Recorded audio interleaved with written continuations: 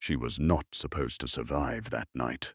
The rain came down in sheets over London, the kind of rain that swallows sound, that buries screams, that makes a city of 1,000,000 souls feel utterly, completely empty. And in a narrow alley behind Grosvenor Square, in the shadow of wealth so immense it had its own gravity, a woman lay bleeding in the mud. Her name was Lady Kate Richardson. Her husband had put her there. He had done it quietly, methodically, the way Lord Declan Richardson did everything, with the calm, practiced precision of a man who had never once been told no. He had dragged her from their townhouse in the dark. He had struck her in a place where no one would hear. And then he had walked away, his boots perfectly clean, his cravat perfectly tied, leaving behind only the sound of rain, and the ragged, wet, barely there sound of a woman trying not to stop breathing. He believed she would die there. He was almost right. What Lord Declan did not know, what he could not have imagined in his worst nightmare, was that the alley he chose that night was not empty, that the rain-soaked darkness he used as a weapon would betray him, because walking those streets that night, alone and unhurried through the storm, was the one man in all of England that Lord Declan should have feared most, the Duke of Portland. And the moment the Duke saw her face, everything changed. Not because she was beautiful, though she was. Not because she was titled, though she was that too. But because he had seen that face before. Because that woman, bleeding and broken in the mud, was someone he had never forgotten. Someone he had spent 5 years trying not to think about. This is the story of what happened next. This is the story of how a man who had never needed anyone learned what it meant to be unable to breathe without her, and how a woman who had been convinced she was unlovable discovered the most devastating truth of her life. She had always been worth everything. She had simply been given to the wrong man. Before we go further, there are questions you need to hold. Why did a woman like Kate, educated, gentle, possessed of a quiet, devastating intelligence, end up married to a man like Declan in the first place? What act of kindness did she perform years ago that lodged itself so permanently inside the Duke of Portland that he recognized her in the dark, in the rain, half-conscious and bleeding, and felt something crack open in his chest? What was inside the ledger she stole from Declan's private study? What crimes had he buried so carefully that he was willing to kill his own wife to keep them hidden? And when the most feared duke in England takes a ruined woman under his protection, what does society say? What does Declan do? And what happens when a man who has guarded his heart for decades realizes, slowly and then all at once, that the woman healing in his West Wing has become the most important person in his world? Stay with this story. Subscribe to Power and Silence Whispers. Every question has an answer. Every wound has a reckoning. Every quiet act of cruelty has a consequence. And Lord Declan's consequences are coming. Kate Wheeler had been raised to be gracious, not powerful, not independent, not anything that might embarrass the family or inconvenience a future husband. Gracious, gentle, pleasing. These were the virtues pressed into her like flowers between the pages of a book. Preserved, flattened, decorative, and utterly incapable of growing. She had grown up in a house full of books she was encouraged to admire and never argue with. She had studied languages, music, watercolor, and the precise angle at which a lady should tilt her head when a gentleman spoke. She had been beautiful in a way that society found acceptable. Not too bright, not too dull, her dark hair and thoughtful grey eyes, the sort of combination that made men feel intelligent for noticing her. She had also quietly been brilliant, not in a way that anyone celebrated, but in the way that certain women are brilliant.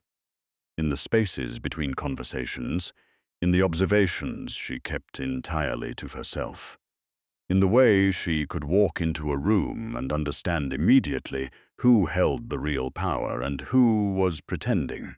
She had simply learned, very early, that this particular gift was not one society wished her to use. She was 22 when Lord Declan Richardson came to call. He was everything the world agreed a husband should be, handsome in a deliberate way, the kind of handsome that came not from nature alone, but from careful attention to every detail of his presentation. He was charming at dinner parties, generous with compliments, attentive in public. Her mother had wept with relief. Her father had shaken Declan's hand and called him a fine man. Kate had watched Declan across the table at their first dinner and noticed something that she filed away and tried to forget.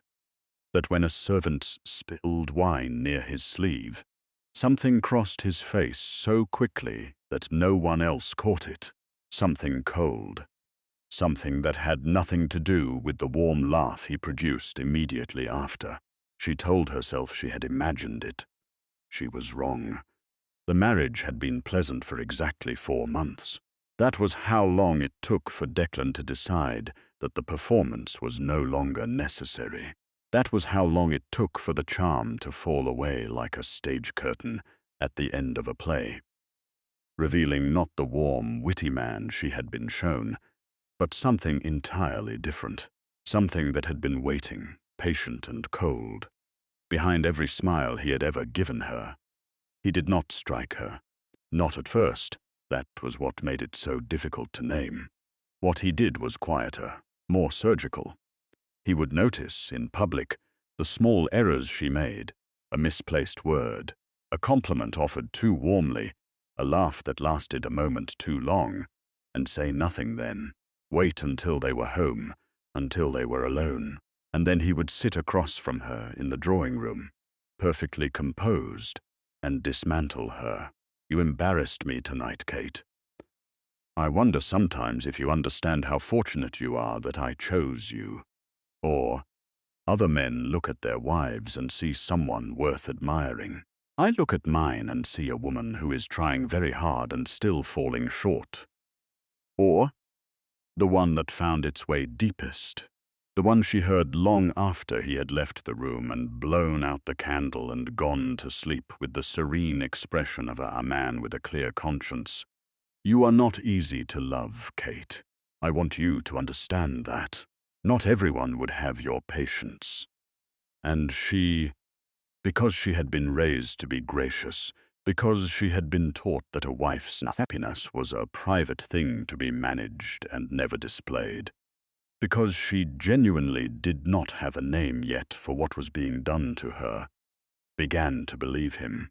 That was what 5 years of Lord Declan Richardson produced. A woman who had slowly, systematically been convinced that she was difficult, unattractive, fortunate to be tolerated. A woman who had learned to make herself small in every room she entered, who apologized before she spoke, who flinched at raised voices and interpreted kindness from strangers as an error. Surely they had mistaken her for someone else. She was 27 years old, and she had almost completely forgotten who she used to be. Almost, because underneath everything Declan had buried, there was still something in Kate that had not died. Something quiet and stubborn and unwilling to be entirely extinguished. She did not know yet what to do with it, but it was there, banked like coals, waiting now. Portland.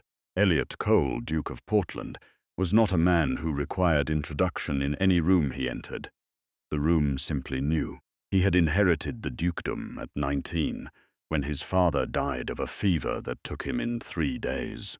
He had walked into Parliament at 21 and said almost nothing for 6 months. Sitting in the Lords like carved stone, watching, cataloguing, understanding the architecture of power in England, with the quiet focus of a man building a map he intended to use. By 25, he was the most politically feared man in the chamber. Not because he spoke often, because when he did, rooms went silent. He was also, in ways society found simultaneously fascinating and unsettling, deeply private. He had never married. He had never announced an intention to marry. He declined invitations to balls with such regularity that hostesses had stopped hoping and started feeling vaguely honored when he did appear. He had no visible romantic history, no scandals, no liaisons whispered about in drawing rooms. What he had instead was a reputation for precision, for a kind of emotional self-containment so complete it seemed almost inhuman, and for temper that was never raised and therefore never underestimated. And he had a memory. 5 years ago, at a country house gathering in Somerset, his younger sister Eleanor had collapsed during the afternoon garden party. Nothing life-threatening, a fainting spell, the physician said, likely from the heat and the corset and the general exhaustion of being a young woman in 1814. But Eleanor had been frightened, and the guests had mostly retreated to a polite distance while a physician was fetched, and the footmen were uncertain what to do, and the hostess was managing the optics rather than the girl. One woman had stayed. Kate. She had not yet married Declan then, or perhaps she had.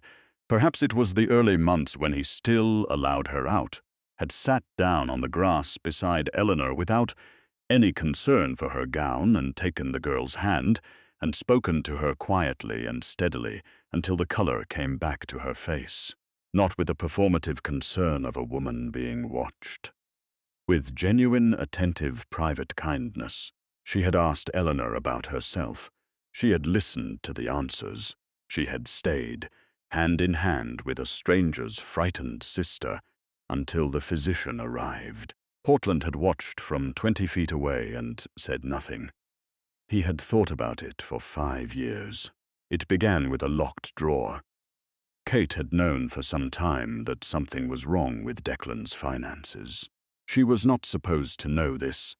Declan had made it very clear in his quiet, patient, devastating way that the management of money was not a subject she possessed the faculties to understand. But Kate was the daughter of a man who had taught her to read account books before she could compose a proper letter, and she had grown very good, over 5 years of marriage, at paying attention to things she was not supposed to notice. She had noticed the creditors. She had noticed the letters Declan burned rather than filed.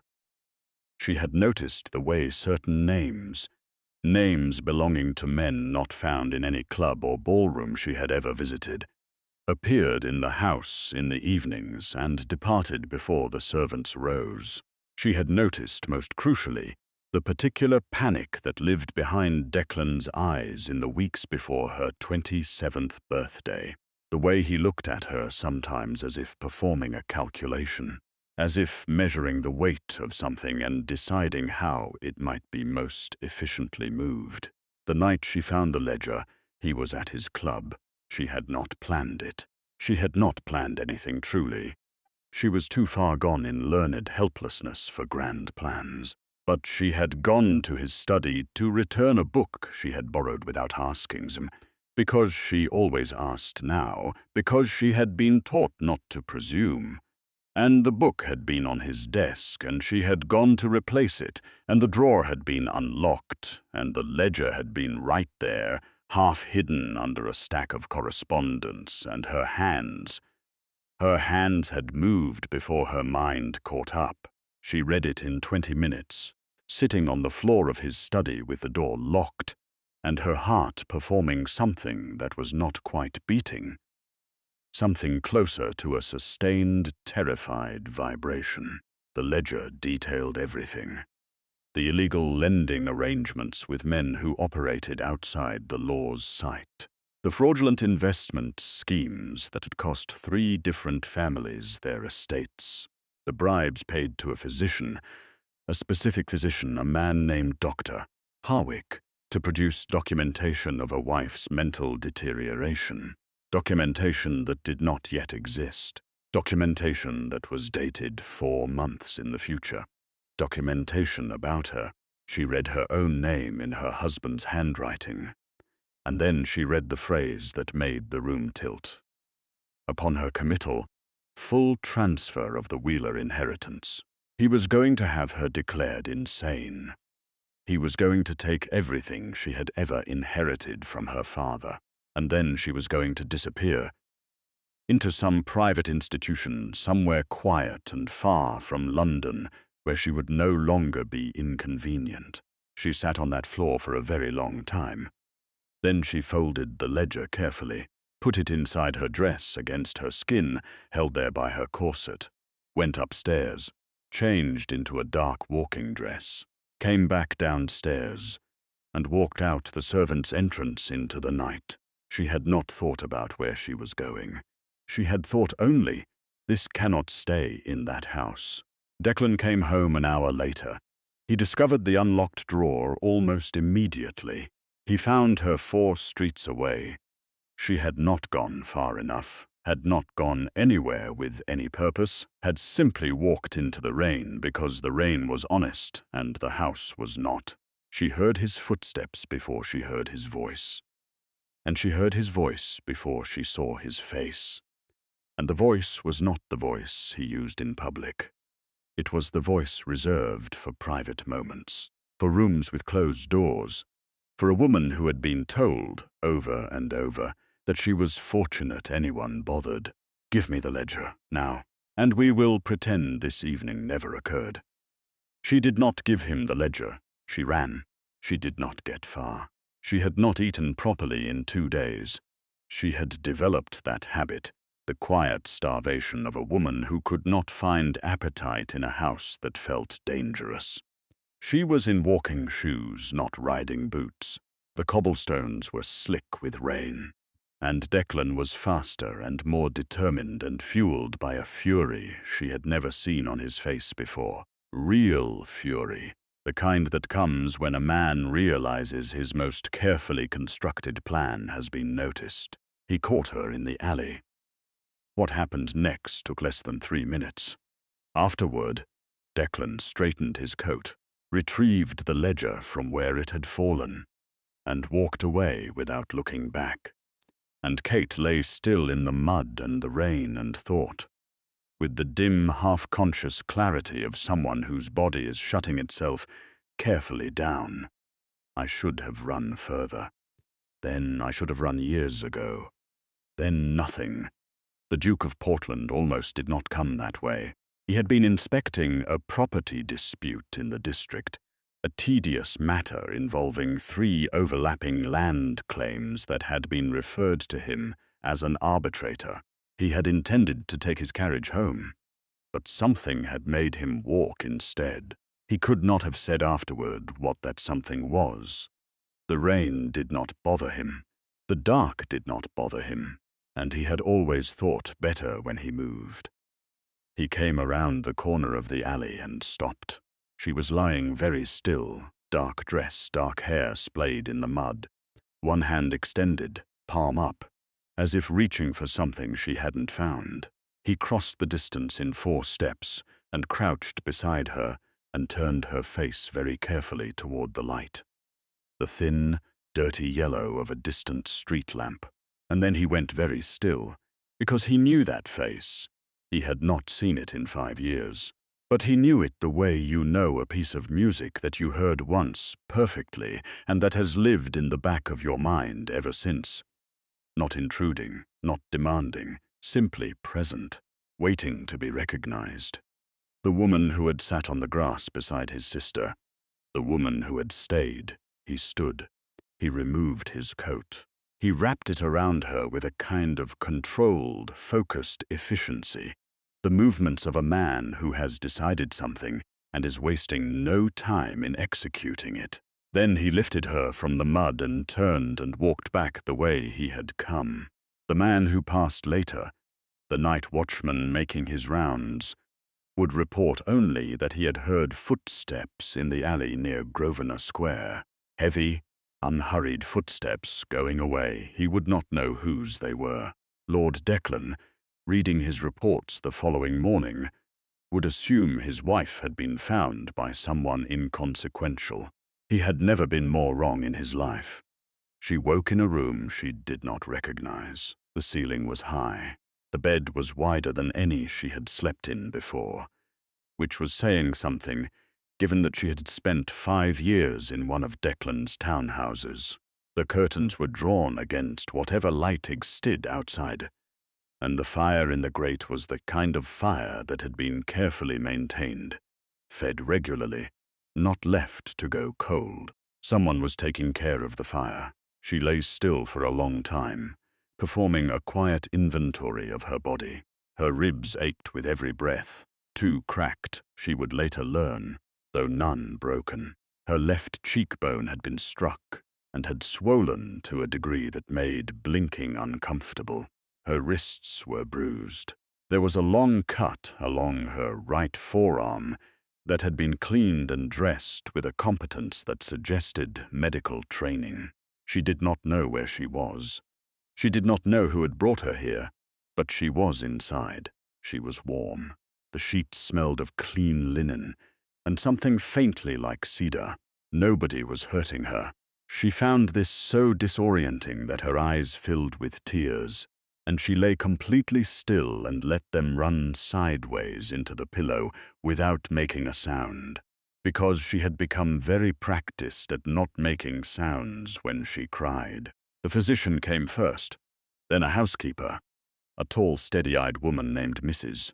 Sutton, who informed Kate, without judgment and without warmth, and therefore with a kind of perfect dignity, that she was in Portland House, that she was safe, and that she would be given anything she required. The Duke came last. She was sitting up in bed, 3 days after she had arrived, drinking broth because Mrs. Sutton had appeared with it, and the expression of someone for whom refusal was not an available option. When the door opened and he walked in, she had not been prepared for him. She had heard his name, of course. Everyone in England had heard his name. But names, particularly the names of powerful men, had lost a great deal of their terror for Kate over the past 5 years. Powerful men had a specific smell, she had decided. They smelled of consequence and threat, of the understanding that they could remove your comfort, your safety, your sense of self, and would not lose a night of sleep over it. The Duke of Portland walked into her room and looked at her with grey eyes that were both colder and warmer than she had expected.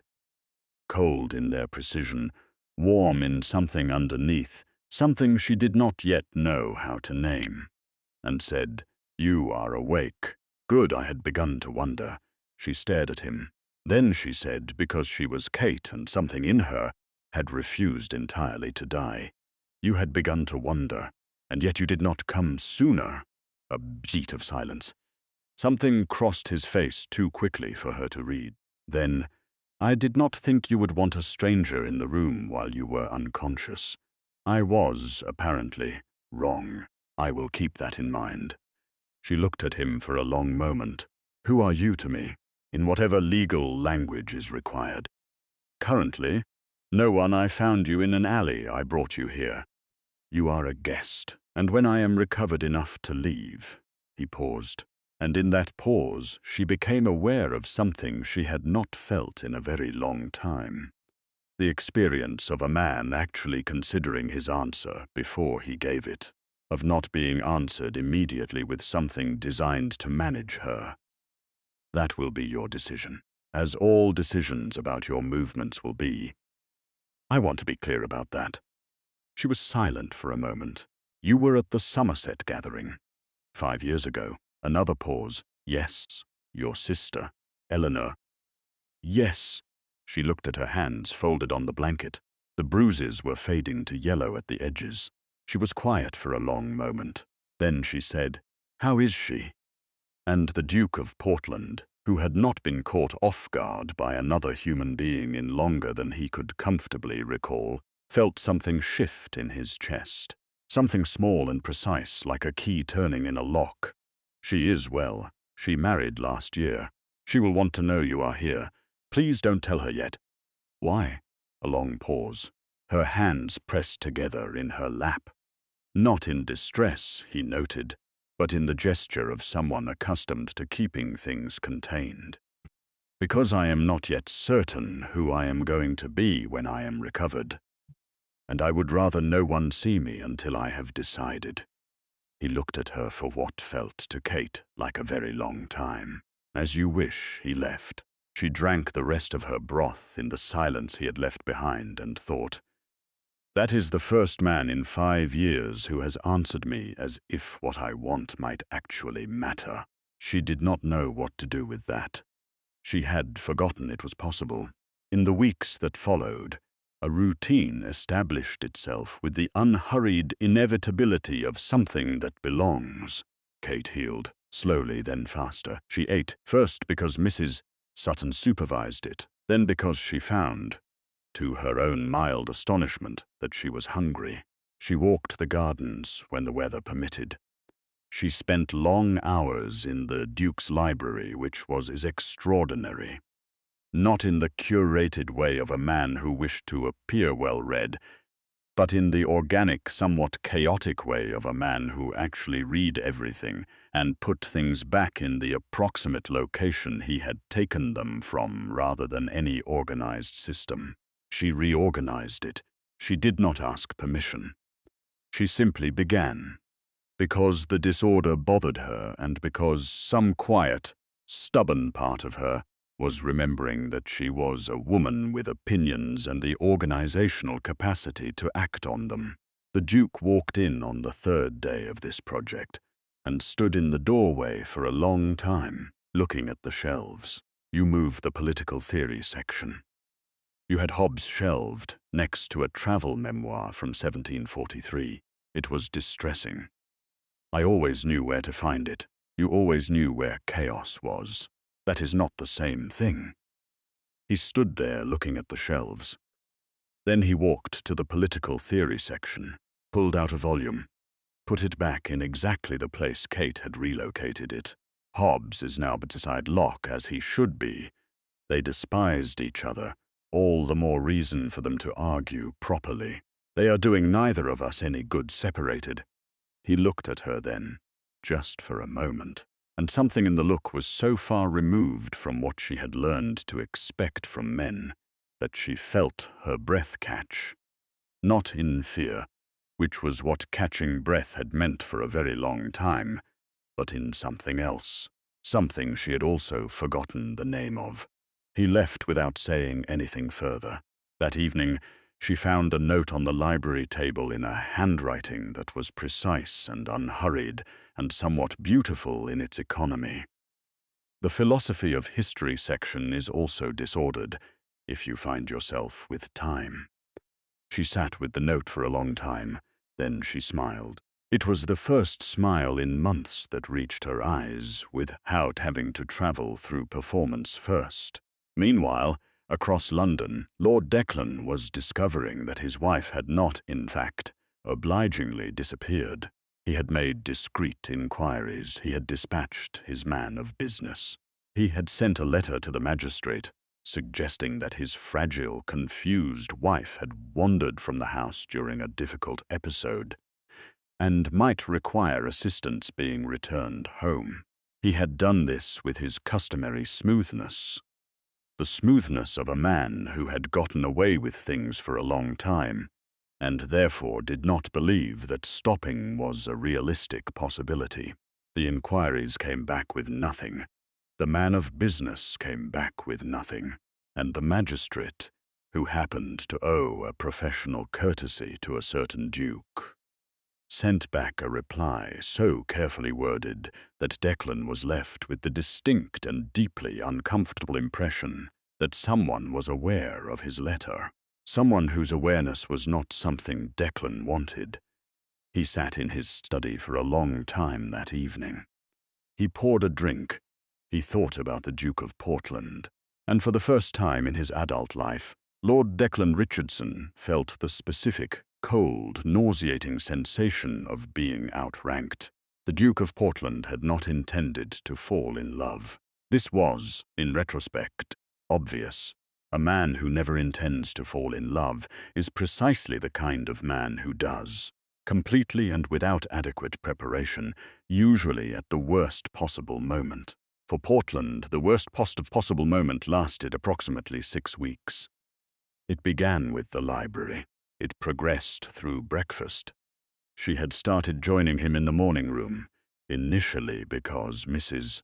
Sutton had suggested it, and then because she had discovered that Portland read the papers in a way she found unexpectedly riveting, occasionally making a comment into the margins of political articles that she would read after him and find both infuriating and correct. It deepened through evenings spent on opposite sides of the fireplace, talking about everything except the thing neither of them yet had language for. He noticed when she was tired. He noticed when she was sad. He noticed the particular quality of silence she had. Different from ordinary silence, laden with thoughts, she was still in the process of deciding whether to trust. He noticed when she did not eat, and he noticed, with a precision that alarmed him when he examined it, the exact moment she began eating again without being prompted.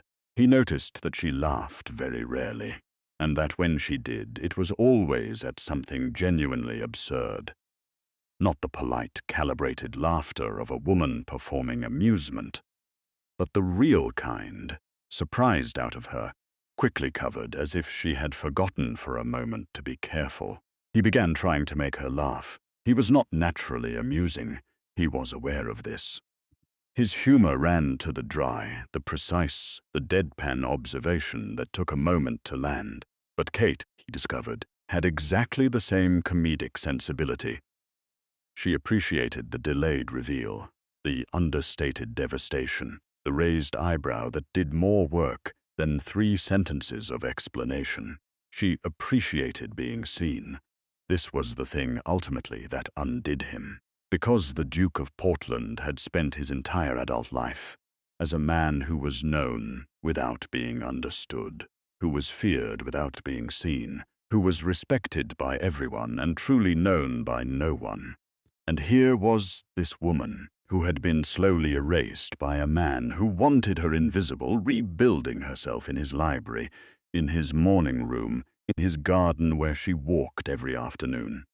And somehow, in the process of her rebuilding, she was also quietly excavating him.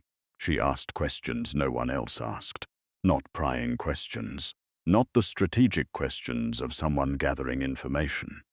Simple questions, the kind that indicated she was actually listening to what he said and was genuinely curious about what lay behind it.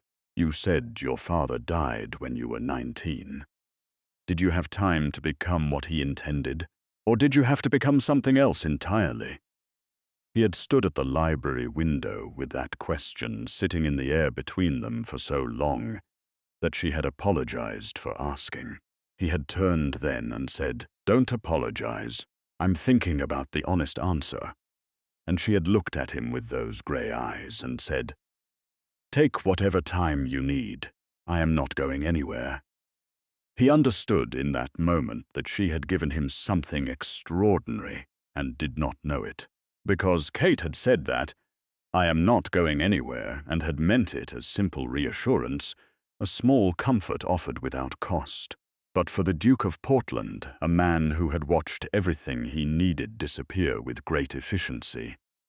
His father, his mother, 2 years later, his sister to marriage and her own life, his last genuine friend to the war in France.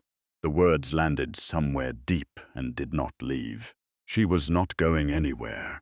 He was increasingly devastatingly aware that he did not want her to. The conspiracy arrived before he was ready. His political enemies had been watching. They always were. That was the nature of power, that it attracted both loyalty and predation in equal measure. And when the Duke of Portland, famously solitary, famously unattached, famously unassailable, suddenly had a woman living under his protection, the predators noticed. The approach came through a man named Creswick, a minor lord with major debts and a talent for delivering messages that other people wished to keep clean. He appeared at Portland House one afternoon, uninvited, and informed the butler that he had a matter of considerable sensitivity to discuss. The message Creswick carried was elegant in its ugliness. There were men in Parliament who had accumulated evidence that the Duke of Portland had been conducting a series of financial machinations that would, if made public, constitute a significant breach of parliamentary conduct. False evidence, fabricated with some care, but evidence nonetheless. The kind that, properly deployed, could end a political career and a reputation simultaneously. The price of this evidence remaining private was the Duke's vote on a matter of land redistribution that would benefit 3 men enormously and impoverish several hundred tenant families who had worked that land for generations. Portland read the documentation Creswick had brought, folded it, set it down, and told Creswick to get out of his house. Kate found out because she overheard a conversation between Portland and his solicitor the following morning. Not intentionally, she had been in the corridor with a book, and had stopped walking before they heard her. And what she heard made her sit very still against the wall and think about what she had hidden inside her dress on the night of the storm. The ledger, Declan's ledger, she had it. She had kept it, tucked inside a hat box in her dressing room, not knowing what to do with it, afraid to use it, afraid of what using it might cost. But the ledger contained names, and some of those names, she was nearly certain, thinking back through what she had read on that study floor, were the same names now threatening Portland. Declan's illegal operations and Portland's political enemies were not separate problems. They were the same problem. She went to her dressing room. She retrieved the ledger. She took it to the library, and she sat down and she read it again. Very carefully this time, with pencil and paper beside her, cross-referencing every name against every political connection she could reconstruct from 5 years of attending dinners and balls as Lord Declan's wife. 5 years during which she had paid extremely careful attention to everything because it was the only form of power available to her. She was still there when Portland found her 4 hours later. He stood in the doorway. He looked at the ledger open on the table. He looked at the pages of notes spread around her. He looked at her. "What is that?" "Sit down. I need to show you something." He sat. She showed him. The silence when she finished was very long. "You have had this since the night I found you." "Yes." "Why didn't you tell me?" She looked at her hands for a moment. The bruises were completely gone now. Her hands were simply her hands. "Because I did not yet know whether I could trust you, and because I had spent 5 years being told that the things I noticed were not real. I needed to be certain I was right before I said anything out loud." He was quiet for a long time. "You are right about all of it." "I know." Another pause. "This is going to become dangerous. I am aware. I would like you to. I am not leaving." He stopped. "I was going to say I would like you to stay close, in case they become reckless." She looked at him. Something passed between them that had no adequate name yet. "All right, then I will stay close." 3 days later, on a rainy Tuesday that felt less like autumn and more like a warning, there was an attempt on the Duke of Portland's life. Not a subtle attempt. The subtlety had run out. A man with a pistol, in the news behind Portland House, waiting in the shadows at the hour when Portland habitually returned from his evening walk. Kate had realized he had not returned at the expected time. She had gone looking. She found the scene at the entrance to the news. 2 men and the Duke, and a struggle that had not yet resolved. The pistol was on the ground, discharged into the air. But the struggle had not ended. She did not think. She acted, calling out in a voice loud enough to bring the watchman, throwing the lantern she had carried to illuminate the entrance, creating light and noise where there had been darkness and silence. The men ran. Portland turned. She was standing in the entrance to the news with a lantern in one hand, and the expression of someone who has done something that frightened them, and will not admit it. He crossed the distance between them in 3 steps and took both her hands in his, not speaking, simply holding her hands while he catalogued. She understood, watching his face, every part of her, checking that she was unharmed. "Are you hurt? No, are you?" He looked at her for a long time. She felt his grip tighten just slightly, just enough. "I am not certain." She did not ask what he meant. She thought she might already know. The conspiracy collapsed with a swiftness that surprised even the men who had built it. Portland's solicitor, a man of exhausting competence, who had prepared for exactly this kind of attack with the thoroughness of someone who served a duke that made powerful enemies, presented Declan's ledger to the correct authorities within 48 hours of Kate's revelation. The names within it connected with devastating clarity to the fabricated evidence against Portland. The entire arrangement came apart like paper in rain. Declan was arrested on a Thursday morning. He was taken from his townhouse before the street had woken up, before society had risen to read its papers, before the footman had finished laying the breakfast things. He left in a carriage with no crest on its door. He did not leave calmly. Kate was told afterward. She sat with the news for a long time. She did not feel triumph. She had wondered, in the quiet weeks of her healing, whether she would feel triumph, the clean, bright satisfaction of a wrong made right. What she actually felt was something quieter than that, something more like the feeling of a window opening after years of bad air. Not triumph, relief, release. And then, because she was Kate, and some things needed to be done directly, she went to find the Duke. He was in the library. Of course he was. She had reorganized 3/4 of it by this point.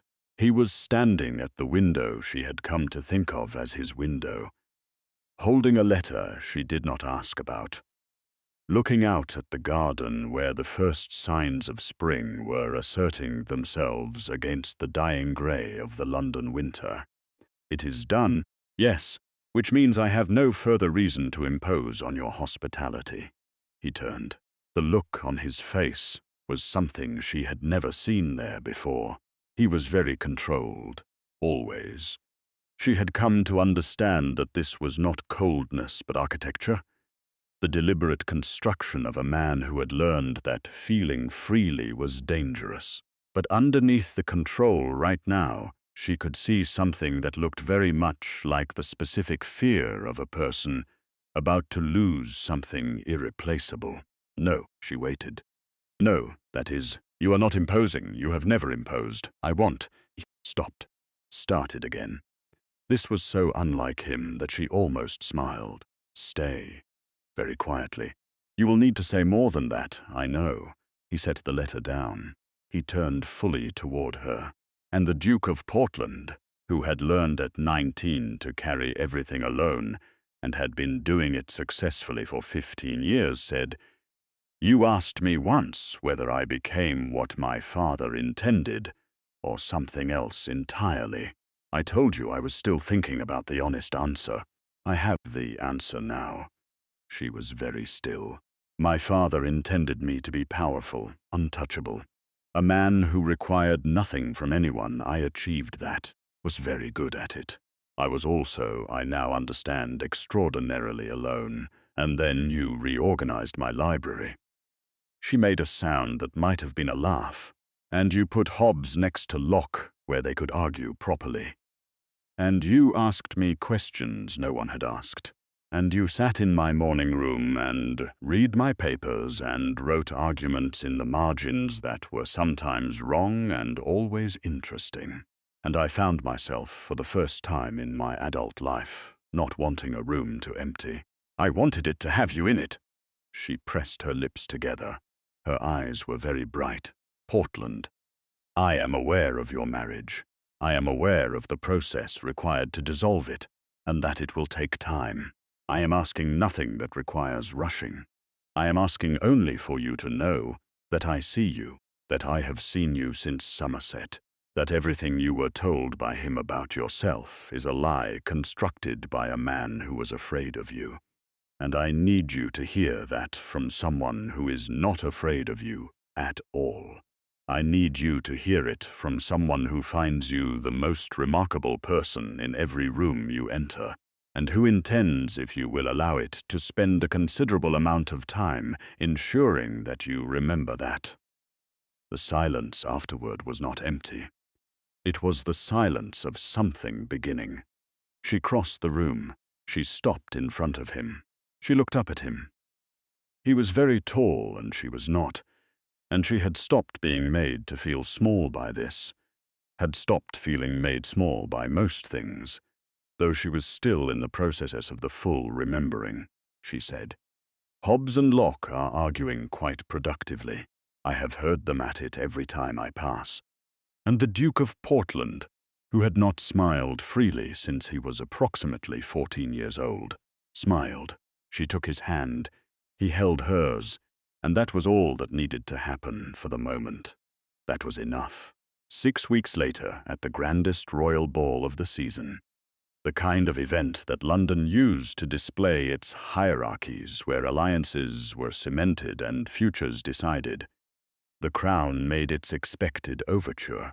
The Duchess of Harcastle's youngest daughter, impeccable lineage, considerable fortune. A political alliance that would have been, from any purely strategic perspective, the most advantageous marriage the Duke of Portland could have made in a decade.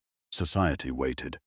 This was what men like Portland did. This was how power perpetuated itself. The Duke would accept, and that would be that, and Lady Kate, who had been seen at his side during the autumn months, causing precisely the kind of polite, vicious, unresolvable gossip that only aristocratic scandal could produce, would be quietly relocated back to obscurity. The Duke accepted the conversation. He thanked the Crown's representative with the perfect graciousness of a man who understood exactly what was being offered.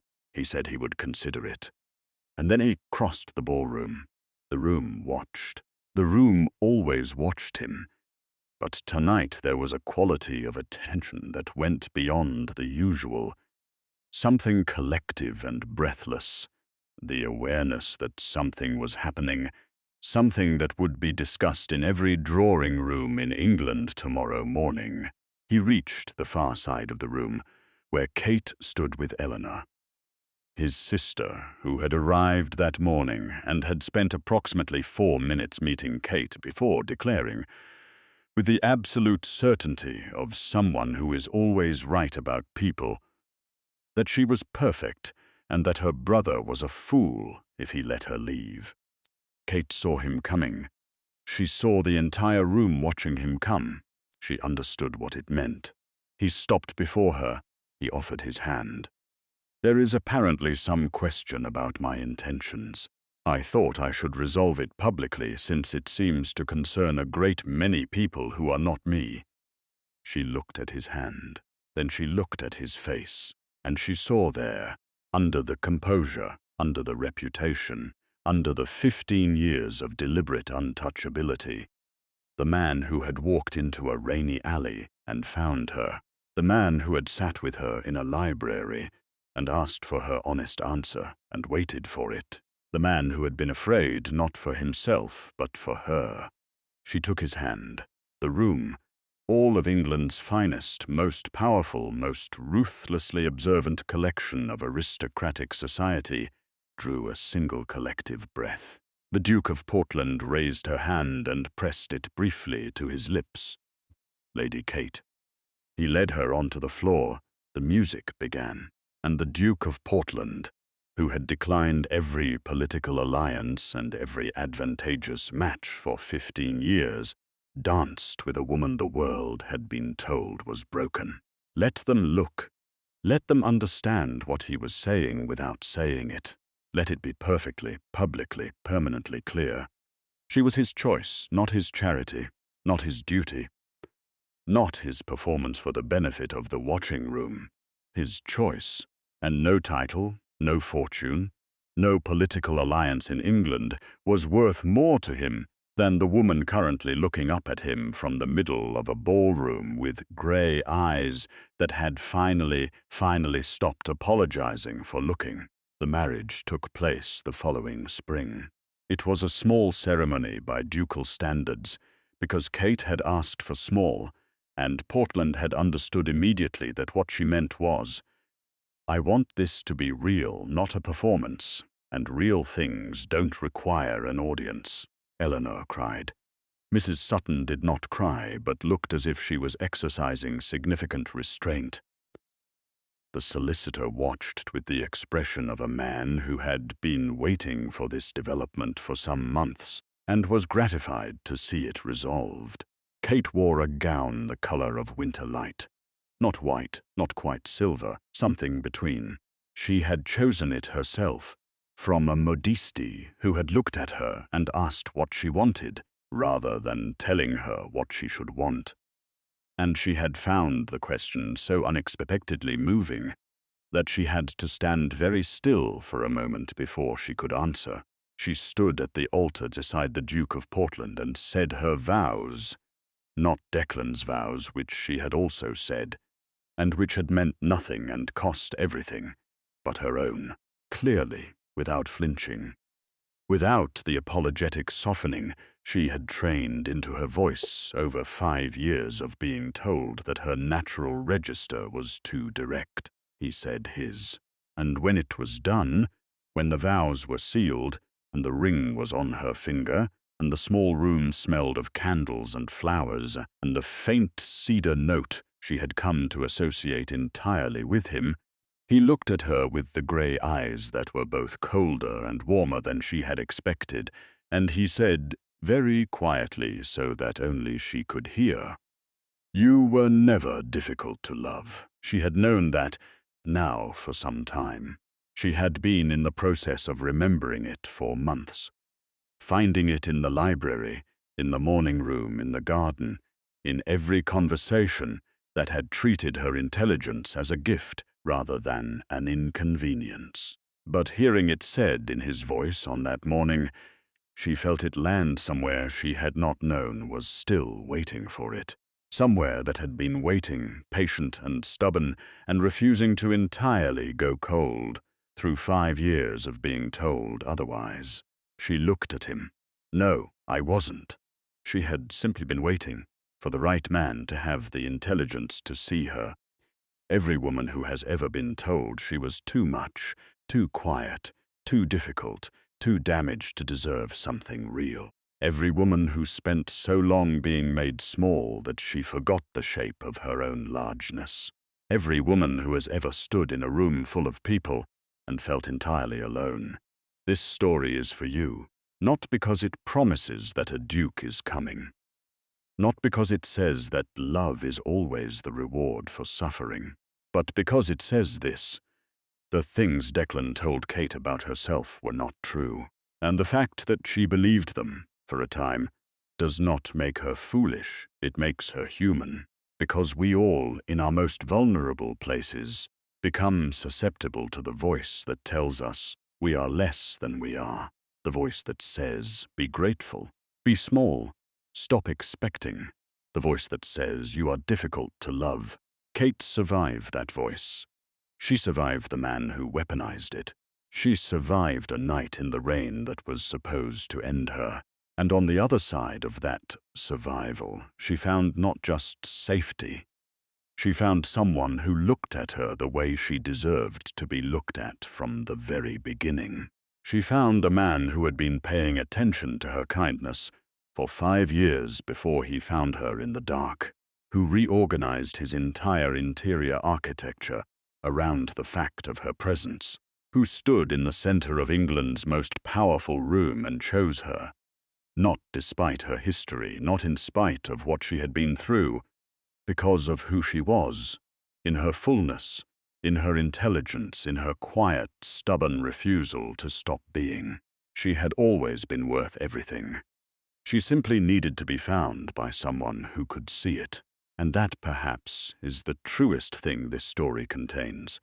Not that love saves us, but that being truly seen by the right person at the right moment, without conditions, can remind us of what we were before we were told to be less. We carry that inside us, all of us. It does not disappear. It waits, patient, stubborn, refusing to go cold, just like her. If this story found something in you, leave a comment below. Tell us which moment stayed with you longest. And if someone in your life needed to hear this today, share it with them. Stories like this are made to travel. Subscribe to Power and Silence Whispers for more stories like this. New stories arrive frequently. Every one of them is for you.